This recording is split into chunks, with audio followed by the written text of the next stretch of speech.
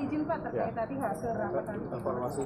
Ya, jadi evaluasi kita tadi bersama dengan Sekda, Satgas Covid, kemudian dengan tim anggaran pemerintah daerah, kita evaluasi di penanganan Covid di Tangerang Selatan. Hasilnya adalah bahwa di hulu dan di hilir itu akan kita lakukan secara serentak.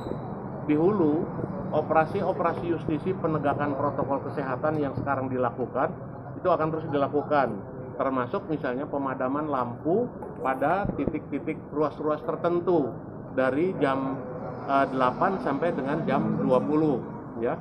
Tidak mustahil itu juga nanti diperluas lagi menjadi jam 24 misalnya. Itu. Kemudian juga kekuatan operasional, kekuatan personil dalam operasi justisi itu dianggap sudah cukup sekarang ini kan.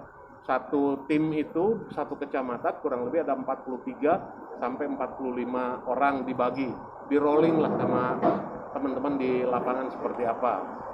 Kemudian juga penindakannya terus dilakukan, kebanyakan memang teguran lisan dan hukuman sosial di tempat ya, nyanyi, push up dan lain sebagainya. Karena dianggap pelanggarannya adalah pelanggaran yang ringan, kita ingin mereka memakai masker dan seterusnya dan seterusnya. Tapi tidak mustahil juga kita mulai, bukan tidak mustahil, kita sudah mulai juga melakukan tindak pidana ringan sekarang di tempat. Sudah dilakukan itu dari Polres, para penyidik dari Polres, dari Kejaksaan dan dari pengadilan sudah bergerak di lapangan sejak kemarin. Saya belum dapat informasi hasilnya seperti apa. Kemudian juga di hilir kita mempersiapkan tempat-tempat perawatan bagi yang terkena COVID. Kemarin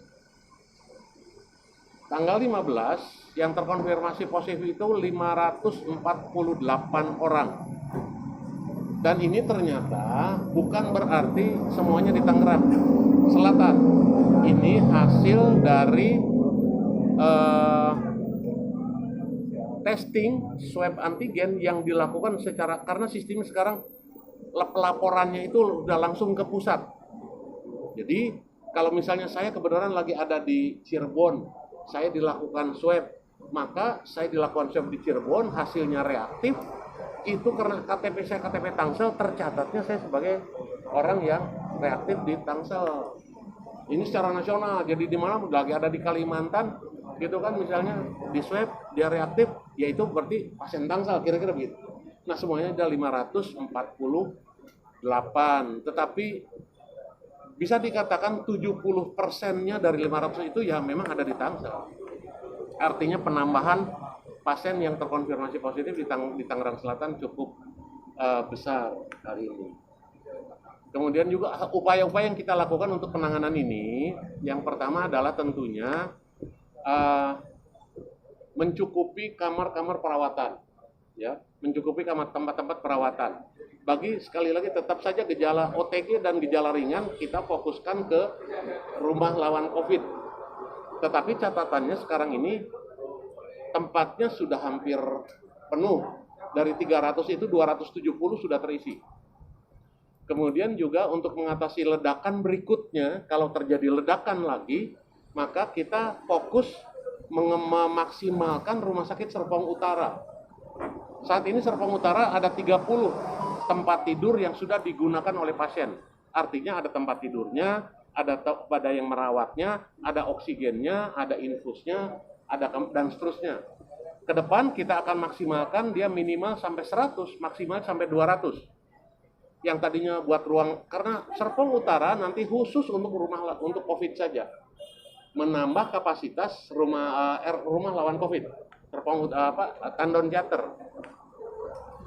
Sehingga yang kenapa demikian kita fokus ke yang OTG dan ringan supaya intervensinya, treatmentnya ini cepat, sehingga mereka tidak perlu menjadi perberatan, mereka sembuh dan akhirnya ya tidak meningkat ke tingkat yang lebih berat lagi sampai meninggal dan seterusnya. Jadi kita akan maksimalkan itu sambil jangka panjangnya Rumah Sakit Pondok Aren di Pondok Betung itu juga akan kita maksimalkan juga. Sama kapasitasnya ada 5 lantai, kurang lebih satu lantainya itu 50 kapasitas tempat tidur, ada 200-an tempat tidur.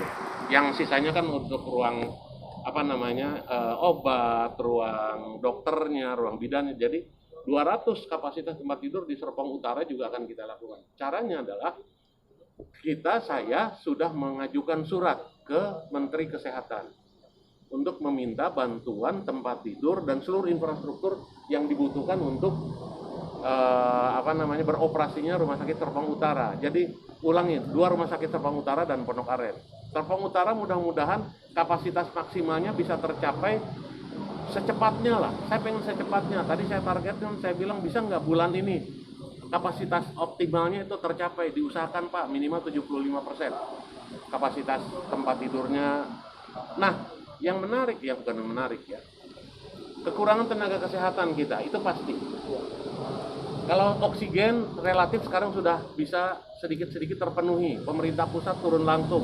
Obat-obatan relatif sekarang sudah mulai juga tidak terlalu menjadi masalah gitu ya, obat-obatan. Karena ada 4 level obat untuk OTG, untuk yang ringan, untuk yang sedang, untuk yang berat itu ada masing-masing ada.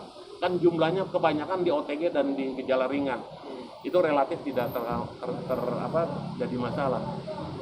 Yang persoalannya adalah tenaga kesehatan. Tenaga kesehatan PNS dan non-PNS itu ada 548 orang. Ya, di RSU dan di Puskesmas. Artinya yang kami kelola di Dinas Kesehatan. Tapi 180 sekarang terpapar COVID. Ya, baik gejala ringan, gejala sedang dan seterusnya. Artinya mereka isolasi. Mereka tidak bisa bertugas. Kami jelas kekurangan tenaga kesehatan. Nah, kita kekurangan. Kita akan meluncurkan program Tangsel Memanggil namanya. Kita akan kembangkan program telemedicine. Ente punya abang ipar dokter tinggal di Jelupang. Nah, di RT mana nanti yang bersangkutan minta nomor kontaknya, kita kasih nomor kontak kita, dia harus bisa memantau OTG dan gejala ringan di lingkungan rumahnya. Berarti kewilayahan gitu Pak? Kewilayahan. Kayak saudara kakak saya, adik saya di Film Melati, dia menjadi telemedicine bagi beberapa rumah di lingkungan rumahnya. Kita jadi kini program ini namanya Tangsel Memanggil. Sedang dikembangkan, yaitu terutama untuk tenaga dokter umum, khususnya dokter spesialis, bidan, perawat dan seterusnya. Tenaganya dari mana Pak Ben? Dari masyarakat, siapa saja yang menjadi relawan. Kita panggil relawan. Berarti termasuk Bisa saja itu, karena nanti ada perbedaan untuk tenaga yang medis yang udah lulus punya STR, surat tanda registrasi itu, dia kan boleh nyuntik. Tapi kalau umpamanya yang tenaga anak-anak teman-teman dari Fakultas Kedokteran itu nanti bisa membantu dalam perawatan-perawatan yang lainnya. Jelas ini penempatannya nanti bisa saja kita gunakan di rumah sakit, kita gunakan di tempat-tempat tertentu. Kebijakan yang kedua tadi diambil, kita punya 29 puskesmas. Ya, strategi kita Tangsel untuk mengatasi kesulitan-kesulitan ini, kekurangan-kekurangan ini. Satu kecamatan nanti kita tetapkan satu puskesmas menjadi tempat perawatan non-COVID. Yang korengan, yang kecelakaan, yang patah, yang apa segala rupa, satu kecamatan kita tetapkan satu aja. Sisanya berarti ada 7 kecamatan. Berarti saya punya 22 puskesmas, nanti tugasnya jadi promotif dan preventif saja. Sosialisasi, kelebihan tenaganya di situ, kelebihan tempat tidurnya di situ dialihkan ke Rumah Sakit Serpong Utara. Kan sekarang ada 21 puskesmas dengan tempat perawatan, ada 6 tempat tidurnya. Berarti ada dokter umumnya, minimal 1 atau 2 gitu kan. Nah, kelebihan itu tempat tidurnya kita pindahin deh ke Serpong Utara supaya minggu besok sudah bisa nambah. Tenaganya nanti digilir, bikin shift gitu, ya. Dibikin shift nanti, jadi saya punya 22